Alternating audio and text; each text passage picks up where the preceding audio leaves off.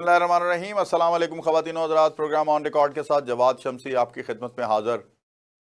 नाज़रीन, ट्रंप ने आपको पाकिस्तान का नाम लेके थोड़ी सी अप्रिसिएशन क्या दे दी।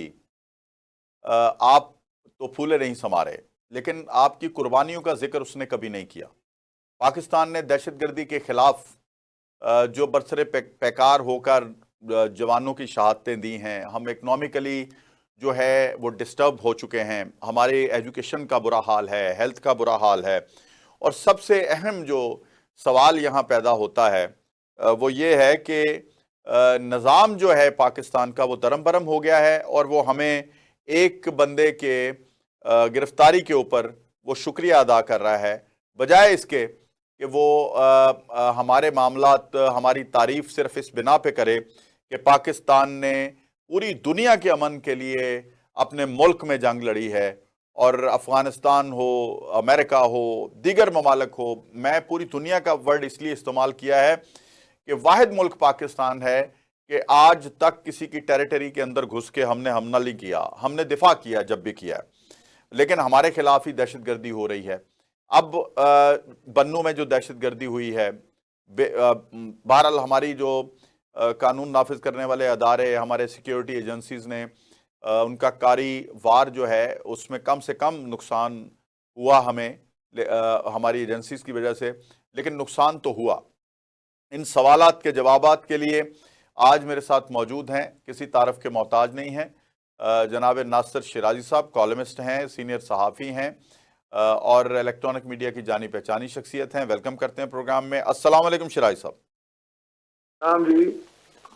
शिराजी साहब, ये जो दहशतगर्दी का एक सिलसिला शुरू हो चुका है पाकिस्तान में दोबारा, जो कि बिल्कुल ही मैं समझता हूँ कि हम समझ रहे थे शायद इससे हम नबुर्दाज़मा हो चुके, आपका इस बारे में क्या कहना है? मेरा ख्याल ये है कि दहशतगर्दी अभी खत्म नहीं हुई और जो लोग दहशतगर्दी की नाम नहाद जंग में हमारे साथ हैं या जिनकी जंग हमने लड़ी माजी में, वो आज अगर हमें मुबारक दे रहे हैं और हमें बहुत शुक्रिया अदा कर रहे हैं, तो बुनियादी तौर पे वो बहुत ज्यादा नेक नियत नहीं है। हमारा शुक्रिया अदा कर दिया, चलिए ठीक है। इससे ज्यादा बेहतर होता कि वो अफगानिस्तान को एक सख्त जुबान में ये समझाते, सॉर्ट ऑफ वार्निंग इशू करते कि अब आपके अंदर से आपके हमसायों पे, चाहे वो पाकिस्तान है चाहे कोई और मुल्क है, जहां भी उनकी सरहद मिलती है, जिससे भी दहशतगर्दी का कोई वाकया नहीं होना चाहिए। देखिए, वो रोजाना की बुनियाद पे खती रकम डॉलर की जो है तो अफगानियों की, लेकिन अमेरिका के पास जमा है, वो रिलीज करते हैं ताकि वो डे टू डे अपना एक्सपेंस जो वो चला सके। तो एक तो तरफ सूरत हाल ये है, तो वो अगर उनको सख्ती से कहें कि जनाब ये सिलसिला बंद होना चाहिए, तो मेरा ख्याल है कि वो बंद हो जाएगा। ठीक। लेकिन जिनको मना करने की जरूरत है उनको मना नहीं किया जाता, हमारी तारीफें करके हमें खुश कर दिया जाता है। इन अ वे अमेरिका जो है वो दहशतगर्दों को प्रमोट कर रहा है इस इलाके में। मेरी नहीं तो आपने जुमला भी तो सुना होगा ना कि पाकिस्तान ने हमारी CIA की निशानदेही के ऊपर ऑपरेशन करके दाइश का लीडर जो है, जो अमरीकियों के कत्ल में मुलव्वस था, उसको गिरफ्तार किया। और कहने का उसका अंदाज इस तरह था कि भाई हमें गिरफ्तार करके पाकिस्तान ने दे दिया, अब दाइश जाने और पाकिस्तान जाने।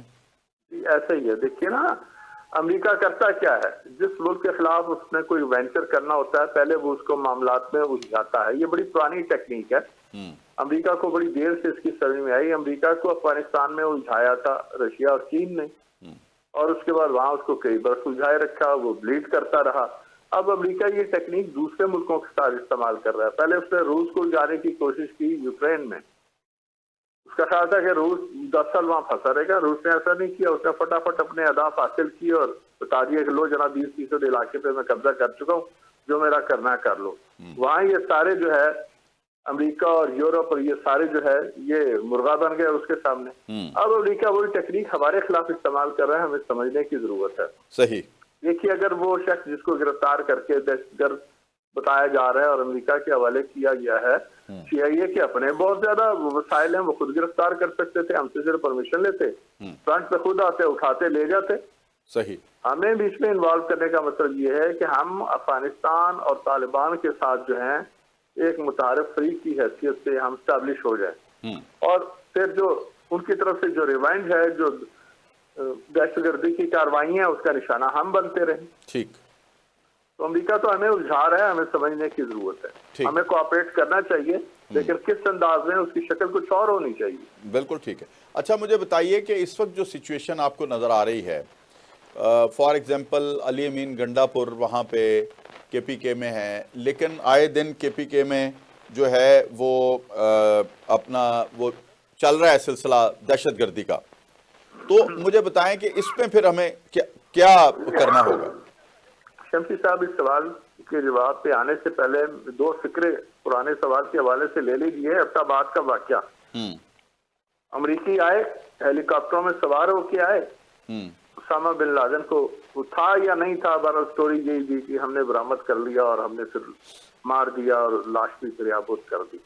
तो फिर इस शख्स को, जिस पे हमारा शुक्रिया अदा किया जा रहा है, इसको भी आके ले जाते। हमें उसमें सामने नहीं आना चाहिए। मेरा ख्याल है कि हम बहुत फरीक जो हैं अब तालिबान के सामने ना है। एक तरफ हमसे कोऑपरेट कर रहे हैं, हम कह रहे हैं जी जमहूरियत, हम कह रहे हैं जनाब जहाँ से हम आपको चीनी भी पहुंचा रहे हैं, आटा भी पहुंचा रहे हैं, तिजारत भी कर रहे हैं, यानी नॉर्मलाइजेशन ऑफ रिलेशनशिप की तरफ हम जा रहे हैं, जो बहुत अच्छी बात है। तो उसके साथ साथ फिर हमें खाम खा जो पराई जंग है या पराए शोशे हैं, उनको अपने गले नहीं डालना चाहिए। अब आते हैं सुबह खैबर की तरफ। देखिए, अब नजर ये आ रहा है कि कोई आदमी इन ब्लैक एंड व्हाइट ना किसी के खिलाफ है, ना किसी के साथ खड़ा है। चाहे वो हुकूमत है, चाहे अपोजिशन है, सबकी अपनी अपनी सियासी मजबूरियां हैं। सबने अपने अपने वोट बैंक को तसल्ली और तशफ़ी देनी है कि जिन मकासद के लिए आपने हमें मुंतखब किया था, हम वो पूरे कर रहे हैं। कभी आवाज बुलंद करते हैं, कभी नेगोशिएशन में जाते हैं, कभी कभी तरमीम में कहते हैं कि ठीक है जी हम आपके साथ खड़े हैं, सब कुछ लुटा के होश में आते हैं, फिर कहते हैं हमारे साथ हाथ हो गया है। अब फिर आजकल मोहब्बत की पींगें बढ़ाई जा रही हैं। तो ये सारा कुछ जो है ये नजरिया जरूरत के तहत है, और जरूरतें वक्त के साथ साथ बदल रही हैं। सही। अच्छा, ठीक है, जरूरतें बदल रही हैं, लेकिन आपने पिछले दिनों रवैया देखा यूक्रेन के प्रेसिडेंट के साथ, प्रेसिडेंट ट्रंप का, और जब से वो आए हैं, कभी कनाडा को धमकी उम्मीद रवैया आप उनका देख लें, यूरोप के हवाले से देख लें, लेकिन आपको लगता क्या है कि वो क्या, जिस तरह इमरान खान बढ़ के मारते थे और फिर वो चेक करते थे और बढ़ते चले जाते थे आगे, जैसे नवाज शरीफ को मिलान किया, फजल रहमान को, आसफ अली जरदारी को, फिर अपने टारगेट्स अचीव करते चले जाते थे धमकी उम्मीद रवैये के साथ, क्या वही रवैया है मुख्तलिफ ममालिक के प्रेसिडेंट्स के साथ, यानी यूक्रेन का उन्होंने प्रेस में दिखा दिया और उससे सारे जो थर्ड वर्ल्ड कंट्रीज के ममालिक हैं वो वैसे थ्रेट हो जाएगा उनको कि ट्रंप तो एक बदतमीज आदमी है और इस तरह का रवैया रखे हुए। देखिए, इमरान खान को ट्रंप के साथ हम इस तरह नहीं कंपेयर कर सकते। इमरान खान के मामला तो अपने मुल्क के अंदर थे, ट्रंप के मामला जो है वो सारी दुनिया में फैले हैं, पूरे खिते में। वो खलीज में भी उसके इंटरेस्ट हैं, एशिया में भी हैं, यूरोप के साथ भी हैं, रशिया के साथ भी हैं। देखिए ना, ट्रंप का मामला बहुत मुख्तलिफ है। ट्रंप जो है इस वक्त जिस चीज पे पर्दा डालने की कोशिश कर रहा है और लोग उसे समझ नहीं रहे, वो ये है कि अमेरिका की इकोनॉमी बिल्कुल जमीन बोस हो चुकी है। क्योंकि हाथी है बहुत बड़ा, देखने में अब उसको गिरने में जरा वक्त लगेगा, तो लोग उसको अंदाजा नहीं कर पा रहे। उसकी इकोनॉमी बिल्कुल शटर हो चुकी है। अब वो चाहता है कि दुनिया जान की जेबें काट के कुछ पैसा अपने यहाँ ले आए, ताकि उसको ग्लूकोज की चंद बोतलें जो है वो मिल जाए और उसका सर्वाइवल हो जाए कुछ हफ्ते के लिए। वो टाइम गेन कर रहा है। सही। दूसरा ये है कि अमेरिका को गैर ममालिक के जो असासे हैं उनको लूटने की चाट लगी हुई है बहुत पुरानी। इराक आपके सामने है, कुवैत का तेल आपके सामने है, लीबिया की तबाही, ये सारे जो थे ये कब्जा प्रोग्राम थे उनके वसाइल पे। तो ये चाट आस्ता आस्ता जाएगी। अभी उसने सबक हासिल नहीं किया। वो आके यहाँ पे ख्वार होके गया है अफगानिस्तान में, लेकिन अभी भी उसे अकल नहीं आई। लेकिन अब वो थोड़ा सा मुफ्तात रवैया अख्तियार किए हुए कि स्ट्रेट अवे जंग में जाने की बजाय वो पहले ड्रा धमका के चाह रहा है कि उसका काम निकल आए। ठीक है। अच्छा, तो आप मुझे सिर्फ ये बताएं कि ये जो बन्नू वाला वाकया है ये कितना डैमेजिंग है, और जो हालात हैं पाकिस्तान के और दहशत गर्दी का वाक़या होना मदरसा हकानिया के ऊपर आप देखें,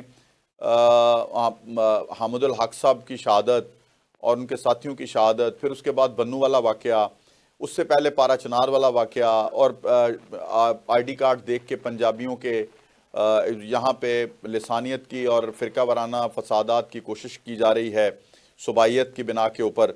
मुझे बताएं कि ये जो आपको नज़र आ रहा है, इनका जो दहशत गर्दों का मतमा नज़र है वो पाकिस्तान को नुकसान पहुँचाना है। ये हमारी आवाम को, हमारे सियासतदानों को और दीगर इदारों को ये समझ क्यों नहीं आ रही? क्योंकि मैं समझता हूँ कि अवाम जो है वो समझती है कि ठीक है शिया को मारा जा रहा है, दूसरी तरफ आप देखें कि अब उन्होंने बिल्कुल ये तमीज़ ही ख़त्म कर रही है, वो पाकिस्तानियों को मार रहे हैं। जी जी, ऐसा ही है। देखिए, हमारे यहाँ जिस तरह पोर्ट्रेट किया जा रहा है ना सामने सारे मामले को, वो और है, दर हकीकत मामला कुछ और है। सवाल ये है कि वहाँ पे जो कुछ हो रहा है, ये लोग जहाँ से आते हैं और जहाँ चले जाते हैं वहाँ नाकाबंदी मौसर नहीं है तो ये लोग आ जाते हैं ना। बिल्कुल ऐसा ही। बन्नू कैंटोनमेंट में हमला हुआ है, ये छावनी है जहाँ पे, यहाँ इनके फैसिलिटेटर हैं वहाँ पे। देखें जी, फैसिलिटेटर हैं तो फिर वो नेटवर्क कहाँ गए, वो टेक्नोलॉजी कहाँ गई, और वो मौसर दिफा के तकाजे जो पूरे करने हैं वो कितने मौसर हैं, ये सब चीजें जो है उनके सामने सवालिया निशान खड़ा है ना। बिल्कुल ठीक है। ये मैं और आप, मेरे और आपके वसाइल का मामला तो नहीं है कि पता न लगे कि फैसिलिटेटर कौन है।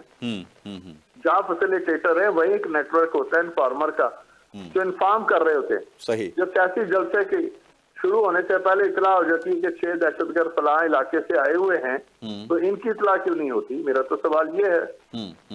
यहाँ वो नेटवर्क क्यों अफीम खा के सो जाता है? सियासी जलसों से पहले खबर देता है कि यहाँ खुद कुछ हमलावर आ गए हैं, लिहाजा जलसा मंसूख कर दो। तो देखिए ना, अपोजिशन को जब आपने क्रश करना है तो वहाँ दहशतगर्दों की इतला हो जाती है, और जहाँ अपने दिफा के लिए आपने कुछ करना है वहाँ आपको इतला ही नहीं होती। तो ये बड़ी अजीब सी बात है। बिल्कुल ठीक है। अच्छा, अब मुझे ये भी आपसे पूछना है कि चलें, ये तो हमने अंदाज़ा लगा लिया कि जी ये दहशतगर्द जो हैं वो किसी की तफरीक किए बगैर पाकिस्तानियों को नुकसान पहुंचा रहे हैं, लेकिन ये इनको क्यों नहीं समझ आ रही, हमारे सियासतदानों को इस बात की क्यों ये अपनी लड़ाई में लगे हुए हैं, पाकिस्तान को तबाही की तरफ धकेला जा रहा है? देखिए जी, सियासतदानों का मसला ये है कि उनको तो बोनस मिला है, इट इज अ बोनस। मैं उनकी बात कर रहा हूँ जो इक़्तिदार में। सही। लिहाजा जो बोनस को एंजॉय कर रहे हैं उनका मसाइल की तरफ कभी भी ध्यान नहीं होता। ध्यान उनका होता है जिनका कोई स्टेक हो। इनका स्टेक कुछ नहीं है ना जी। तो इसका मतलब इलेक्शन में तो इनको ना अक्सरियत मिली, ना इलेक्शन जीत के लेकिन फर्ज करें सर, क्या हम अक्सरियत मिलने या ना मिलने 47 और 45 में लगे रहें और एक दूसरे के गिरेबान पकड़े रखें? नहीं, भूल जाए जी। नहीं, गिरेबान उठा के देखे ना, कौन कब अपने बच्चे बाहर के मुल्क से बाहर चला गया और 5 साल गुजार। नहीं, मैंने कहा गिरेबान हुए रहें और दहशतगर्द हमारा काला कमा करते रहें। देखिए, हमारे हर जमाने की जो रूलिंग एलीट है उसने अवामी मसाइल हल कब किए हैं, किस दौर में किए हैं, मुझे बताएं ना। हर दौर में ये लंदन और पेरिस भी बन गया पाकिस्तान, और गुर्बत की लकीर भी खत्म हो गई और सब कुछ हो गया। हालात तो एब्सोल्युटली मुख्तलिफ है। ठीक। हमारी तो 25 से 30% आबादी जो है गुर्बत की लकीर से नीचे जा चुकी है। लोगों के लिए जिंदा रहना मुश्किल हो गया। प्राइस हाइक और माफिया डोमिनेट कर रहा है। चीनी माफिया है, सीमेंट माफिया है, गंदा माफिया है, ये जिनको सब्सिडीज मिल रही है। टेक्सटाइल माफिया है, ये पूरे जहाज जो गाड़ियों के इंपोर्ट हो रहे हैं, यानी बहरी जहाज में कई 100 गाड़ी आती है, जहाज आता है और ये लग्जरी गाड़ियां आ रही हैं। सही। तो ये तो माफिया को पैट्रोनाइज किया जा रहा है ना। अवामी मसाइल की तरफ तो किसी का ध्यान है ही नहीं।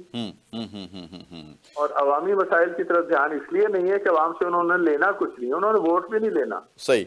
वोट अवाम उन्हें देते ही नहीं है। उनको हुकूमत कोई और बना देता है, लिहाजा वो अपने मामला सीधे करते रहते। बिल्कुल ठीक है। अच्छा, अब आप कहना क्या चाहेंगे कि अब इसका इलाज क्या है, कैसे हम, क्योंकि हम फौज हमारी शहादतें, जवान हमारे शहादतें दे रहे हैं और पुलिस का निज़ाम, मैं तो कम से कम पुलिस के निज़ाम से मुतमिन नहीं हूँ। मैंने तो जो देखा है यहाँ पे उस पे मेरा कम से कम दिल मुतमइन नहीं है। आप अब इस पुलिस का अंजाम आप देख लीजिए। देखिए पुलिस की सर्विसेज से 2-4 दिन जो पिछले हैं उसके अखबारात ने बड़ी दिलचस्प चीजें शाया की हैं कि दौड़ का टेस्ट हो रहा था और वहाँ हजारों अफराद थे और वहां पता लगा जी कुछ लोग जो बहुत पीछे रह गए थे उनको भी बीच में पास कर दिया गया। दूसरा वाक्य एक जगह है कि रिटन टेस्ट हो रहा था और उसमें फैसिलिटेट किया जा रहा था कि वो नकल लगा लें। तो जिस पुलिस में रिक्रूटमेंट का मयार ये हो, आगाज यहाँ से हो, उन्होंने भर्ती होने के बाद और फिर प्रैक्टिकल फील्ड में आने के बाद फैसिलिटेट क्या करना, उन्होंने तो करप्शन ही करनी है ना जी। ठीक, यानी बदमाश भर्ती होंगे तो वो कोई अपना जी जी, और आपने बड़ा खूबसूरत लफ्ज इस्तेमाल कर दिया जो इनकी तारीफ के एतबार से खूबसूरत है। ठीक, इससे बेहतर लफ्ज कोई नहीं है। बिल्कुल ठीक हम है। यही स्टाफ भर्ती करते हैं और उससे पे खैर की तवक्को करते हैं। ठीक है, तो अब आपको अंजाम क्या नजर आ रहा है, आगे फ्यूचर क्या नजर आ रहा है? सर मुझे तो किसी चीज का, किसी शख्स का, किसी इदारे का कोई फ्यूचर नजर नहीं आ रहा। कहते हैं नाउमीदी कुफ्र है, लेकिन फॉल्स उम्मीदें जो कायम कर लेना वो भी कम गुनाह नहीं है, वो भी गुनाह कबीरा है। क्या आपको नजर आ रहा है कि सामने अंधेरा है और आप कहें नहीं नहीं नहीं बहुत जल्द सुबह होने वाली है? कोई सुबह होने वाली नहीं है, मुल्क डूब रहा है। ठीक, आप देखें ना एक दिन में कितने कर्जे लिए जा रहे हैं। 56 करोड़ डॉलर पर डे का खर्चा पिछले 8 माह में, जो 4.5-5 अरब डॉलर लिया उसकी एवरेज निकालें तो 56 करोड़ रुपए पर डे है। ठीक, 1 अरब रुपया अचानक हमारे खजाने से निकले। 1 अरब डॉलर की मैं बात कर रहा हूँ, वो कहाँ गया अभी हुकूमत बताने की पोजीशन में नहीं है। और अब जो हमारे जो अपने बैंक्स हैं उनसे जितना कर्ज लिया गया उसकी आदात तो शुमार आज के अखबारात में है जो होश रबा है। आदमी हैरान हो जाता है कि इतने अरब निकल रहे हैं एक तरफ से और कहाँ जा रहे हैं, कुछ समझ ही नहीं आ रही। बिल्कुल ठीक है, बहुत बहुत शुक्रिया। और लाहौर के हवाले से जी जी प्लीज, जरूर करें जरूर करें। सेंट्रल बिजनेस डिस्ट्रिक्ट बन रहा है जी, बड़े अरब रुपए, कई अरब, 8-10 अरब का प्रोजेक्ट है और बड़ा जनाब इसको भी लंदन पेरिस बनाया जा रहा है। इस पूरे इलाके में स्वी गैस की सप्लाई नहीं है पिछले तवील अरसे से, जो खुदाई हुई है, पाइप है नहीं, नए डलने हैं और बिल पहले से ज्यादा आ रहे। 900 गुना ज्यादा बिल आ रहा है हर घर में, 900 गुना।